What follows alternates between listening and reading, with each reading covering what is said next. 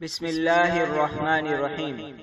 Video پسند آئے تو سبسکرائب کریں، بیل آئیکن کو کلک کریں اور لائک اور کمنٹس کریں اور شیئر کرنا مت بھولیں۔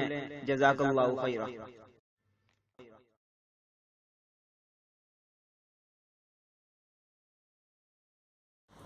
نحمده ونصلي ونسلم على رسوله الكريم اما بعد۔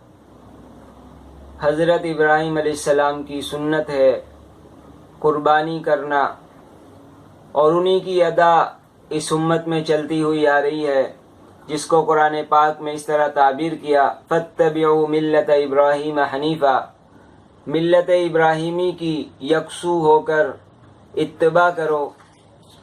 حضرت زید بن ارقم رضی اللہ تعالیٰ عنہ فرماتے ہیں، صحابہ کرام نے عرض کیا، یا رسول اللہ یہ قربانی کیا ہے؟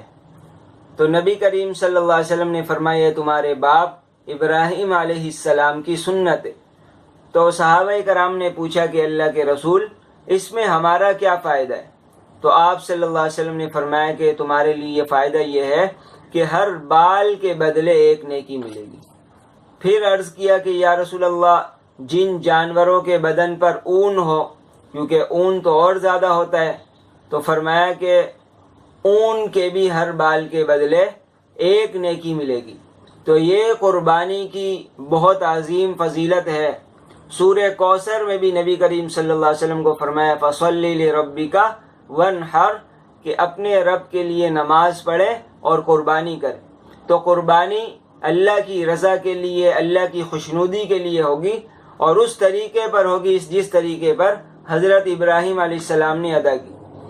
ایک اور حدیث میں آتا ہے کہ قربانی کے دن اگر جانور خرید لیا، عید کے دن اگر قربانی کا، تو اس کے لیے جو پیسے خرچ کیے جا رہے ہیں اس کے علاوہ جتنے بھی نیک کام ہیں، ان نیک کاموں میں خرچ کرنے سے زیادہ بہتر بقرہ عید والے دن قربانی کے جانور پر پیسے خرچ کرنا۔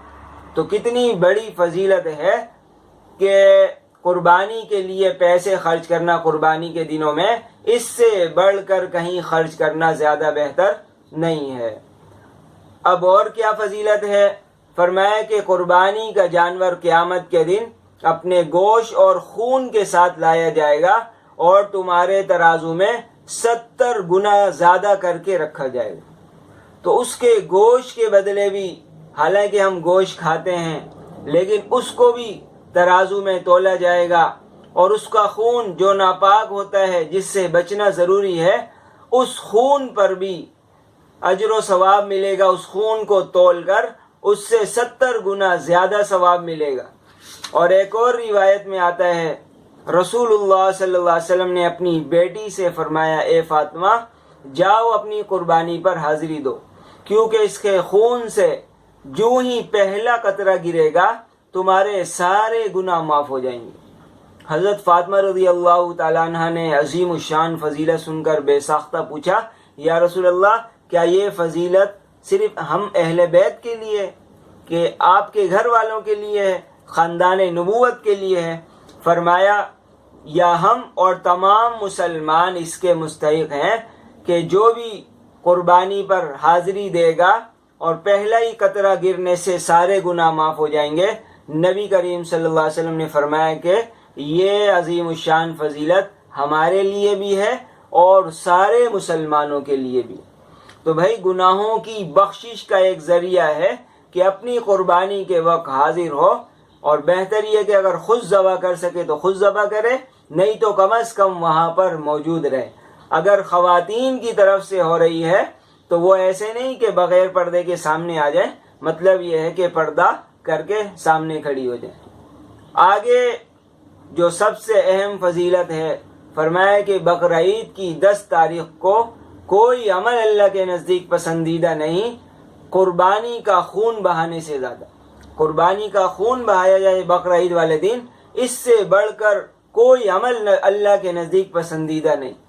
اور فرمایا کہ قیامت کے دن جو قربانی کرنے والا ہے اپنے جانور کے بالوں، سینگوں اور کھروں کو لے کر آئے گا، یعنی بال، سینگ، کھر جو تقریباً جو ہے جس کی کوئی اہمیت نہیں ہے، لیکن اگر اللہ کی رضا کے لیے قربانی کی ہوگی تو یہ سب قیامت کے دن لایا جائے گا، یعنی یہ سب چیزیں ثواب کا ذریعہ بنے گی۔ اور یہ بھی فرمایا کہ زمین پر خون کا قطرہ نہیں گرے گا مگر اللہ کے یہاں اس سے پہلے قبولیت کا درجہ حاصل ہو جائے گا۔ تو کتنی بڑی فضیلت ہے، ابھی ذبح کیا ہے، خون نکلنا شروع ہوا ہے، خون ابھی زمین پر نہیں گرا، اللہ تعالیٰ نے عرش معلیٰ پر اس کو قبول کر لی۔